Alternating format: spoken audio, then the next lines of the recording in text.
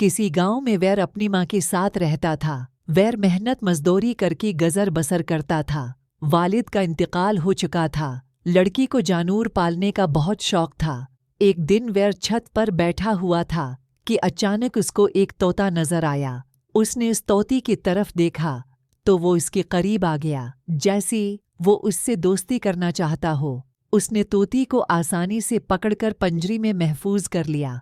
अगले दिन जब वैर काम पर जा रहा था तो उसने सुना कि बादशाह की बेटी पर किसी ने जादू कर दिया है और वो बहुत बीमार है। एक जादूगर को इलाज के लिए बुलाया गया तो उसने बताया कि उसका जादुई तोता उड़ गया है। वो मिल जाए तो उसके जरिए शहजादी की जान बच सकती है। बादशाह ने उस तोती को पकड़ने वाली के लिए बिना मांगे इनाम का ऐलान कर दिया और ये भी बता दिया कि वो तोता सिर्फ दिन की रोशनी में नजर आता है। वैर काम से फारिग होकर घर गया तो रात हो चुकी थी। जब वो कहाना कहाकर ऊपर सोने के लिए गया तो उसने देखा कि उसका तोता पंजरी में नहीं है, जबकि पंजरी का दरवाजा भी बंद था। वैर बहुत उदास हो गया। जब वो सुबह उठा तो देखा कि तोता पंजरी में ही मौजूद है। उसी ये देखकर बहुत खुशी हुई। अचानक उसी वो ऐलान याद आ गया जिसकी बारी में ऐलान किया गया था कि तोता रात को नजर नहीं आता।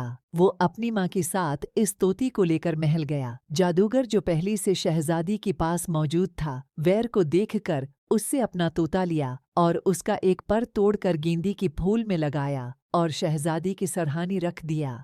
कुछ ही दिनों में शहजादी जादू की उसर से आज़ाद हो गई। बादशाह ने ऐलान के मुताबिक वैर को मालामाल कर दिया और एक शाही नौकरी भी उता कर दी। वैर और उसकी माँ खुशी खुशी रहने लगी। प्यारे बच्चों, दूसरों की मदद करना एक अच्छी आदत है।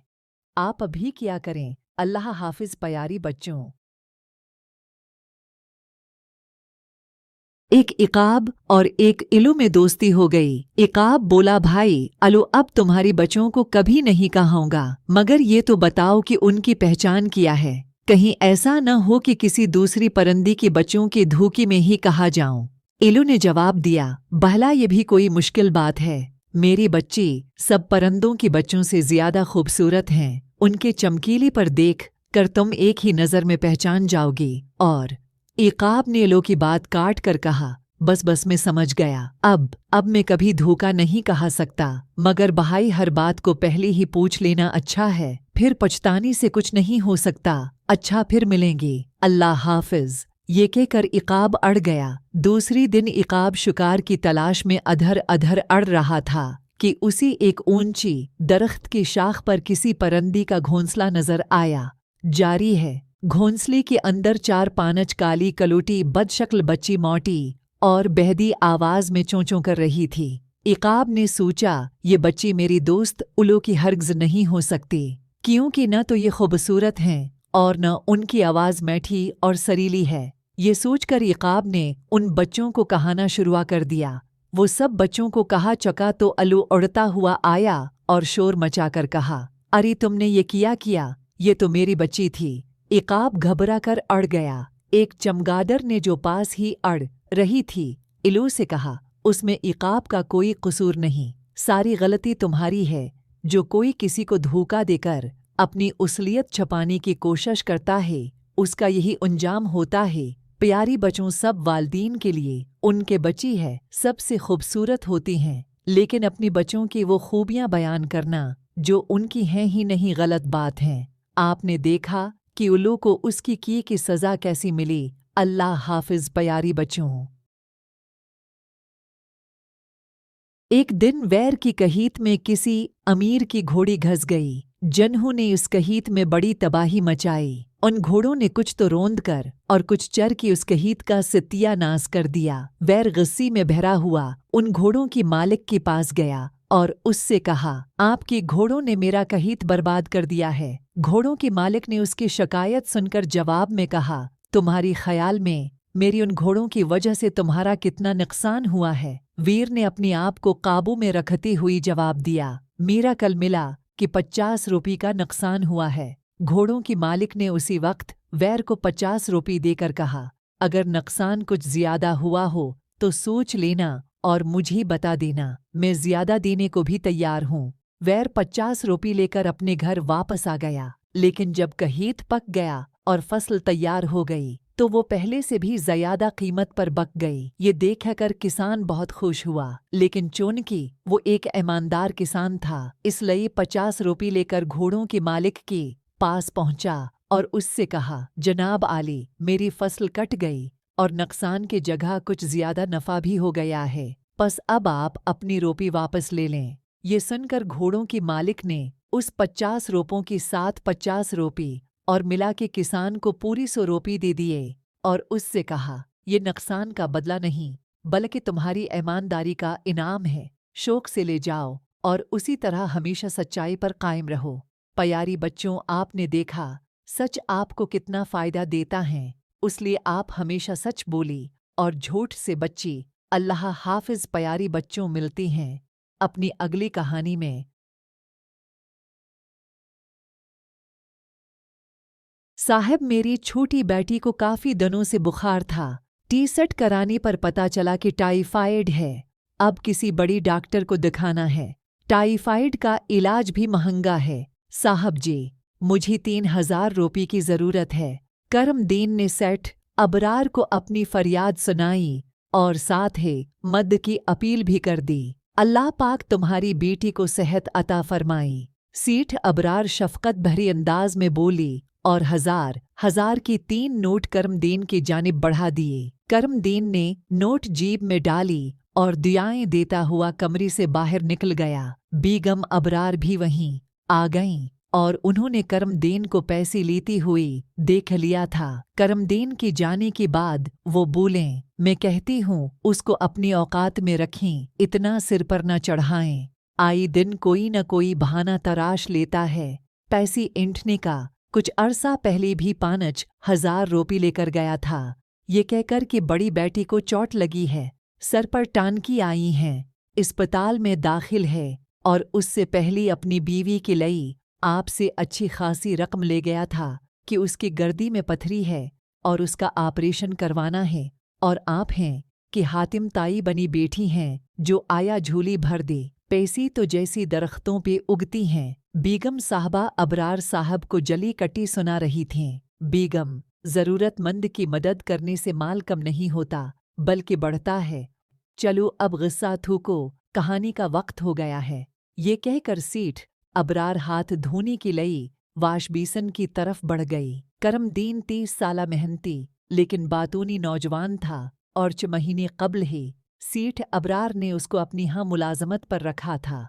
उसने सेठ अबरार को बताया था कि उसकी 2 छोटी छोटी बच्ची हैं और किराए के मकान में अपनी बूढ़ी बाप के साथ रहता है। बाप बीमार रहता है। सेठू अबरार ने खफिये तौर पर छानबीन करा ली थी। इसमें सच के साथ साथ कुछ गलत बयानी भी थी। शाम को जब सेठ साहब अपनी फैक्ट्री से वापस आई तो बेगम साहबा को अपना मुंतज़िर पाया। सलाम दा के बाद जब सेठ साहब ने खैरियत दरियाफ्त की तो वो पहट पड़े और ज़ोर ज़ोर से कहने लगीं, मैं न कहती थी कि मुझे तो पहली है, ये सब कुछ ड्रामा लगता है। आए दिन कोई न कोई बहाना करके रकम ले जाता है। आखिर हुआ क्या है? सेठ साहब बेगम साहबा की बात काटती हुई बोली, ये पूछें कि क्या नहीं हुआ। वो तनक कर बोलें, अच्छा तो बताओ क्या नहीं हुआ। सेठ साहब ने इत्मीनान से कहा, जब करमदीन आपसे पैसे लेकर गया तो मैंने अपनी परानी मुलाजिम को भेजा कि ज़रा उसका पीछा करी और पता करके बताई कि वाकई उसका बच बीमार है या बहानीबाजी करके ये पैसे ले गया है। वापस आकर अब्दुल क़य्यूम ने मुझे जो बात बताई, इसे सुनकर तो मैं हैरान रह गई। उसने बताया कि करमदीन की तो अभी शादी ही नहीं हुई। बेगम साहबा ने बात मुकम्मल की और सेठ अबरार की तरफ फातिहाना अंदाज में देखा, जैसे उसने कोई बहुत बड़ा मार कसर कर लिया हो, मगर अगली ही लम्ही वो चौंक गईं, क्योंकि सेठ अबरार की आंखों में हैरत की बजाय लबों पर मुस्कुराहट कहील रही थी।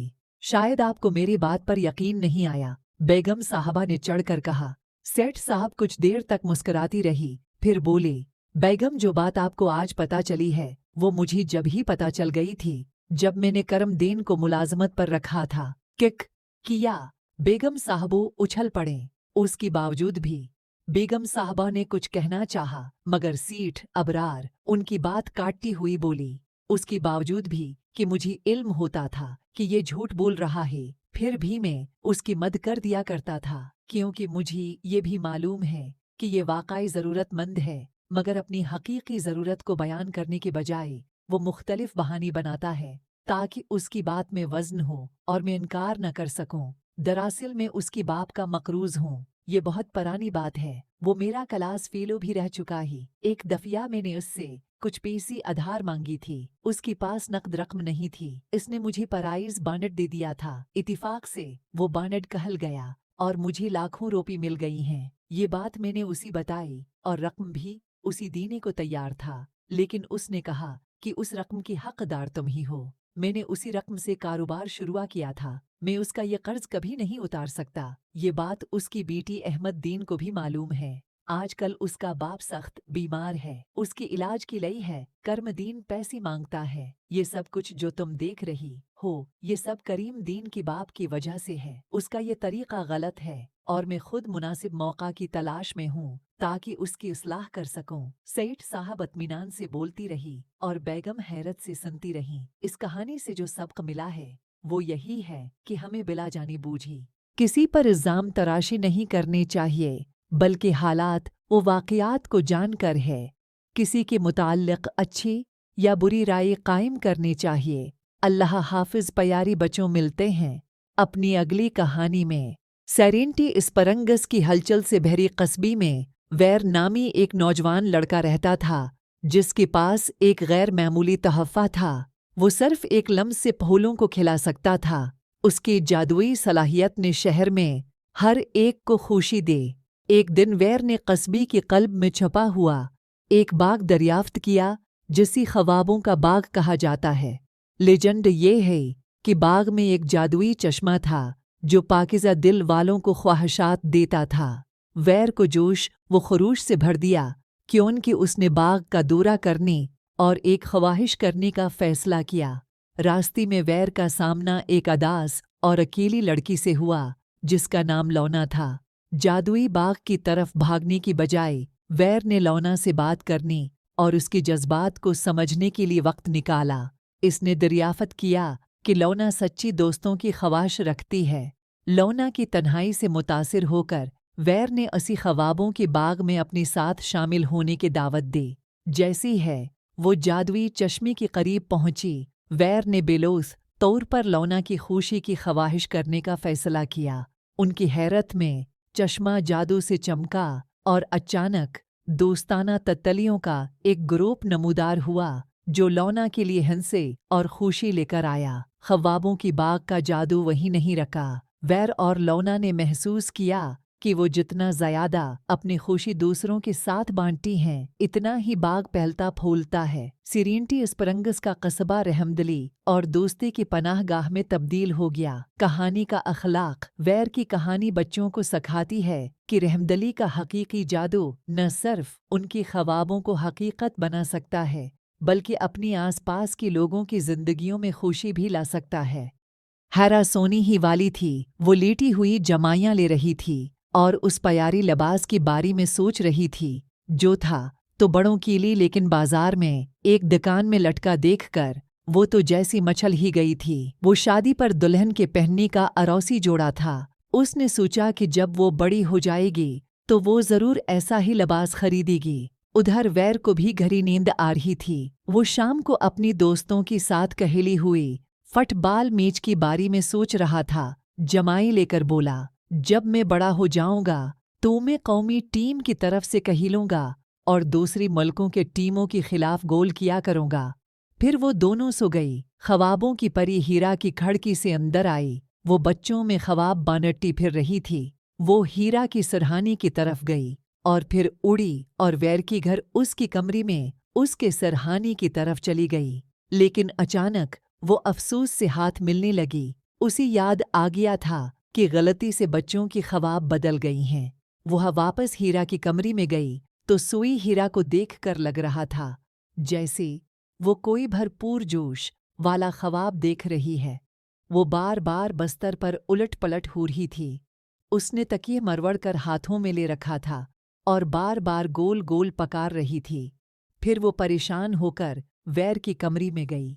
उसी नींद में भी लगता था वैर किसी परेशानी में है। वो अपनी टांगों को बारी बारी ऐसी हिला रहा था जैसे कोई शलवार पहन रहा हो। फिर अचानक वैर नींद से बेदार हो गया और गुस्से से बोलने लगा, ओ क्या मुसीबत है, ये कैसा लड़कियों जैसा ख्वाब मैंने देखा है। मैं तो ख्वाब में दुल्हनों जैसा लिबास पहनने लगा था। हेरा भी अचानक बेदार हुई और गुस्से से उसका बुरा हाल हो गया जब उसने देखा कि उसका बस्तर वाला तकिए उसके हाथों में ही। फिर बोली, फुटबॉल का मेरे साथ क्या ताल्लुक है, आखिर मुझे फुटबॉल का ख्वाब क्यों आया। ख्वाबों की परी की हंसी निकल गई। वो उनके दोबारा सोने का इंतजार करी थी और खुद से वादा करते हुए कह रही थी, इस मुर्तबा गलती से ख्वाबों को तब्दील नहीं करूंगी। प्यारी बच्चों, ये थी सिर्फ एक फर्जी कहानी। अल्लाह हाफिज प्यारी बच्चों।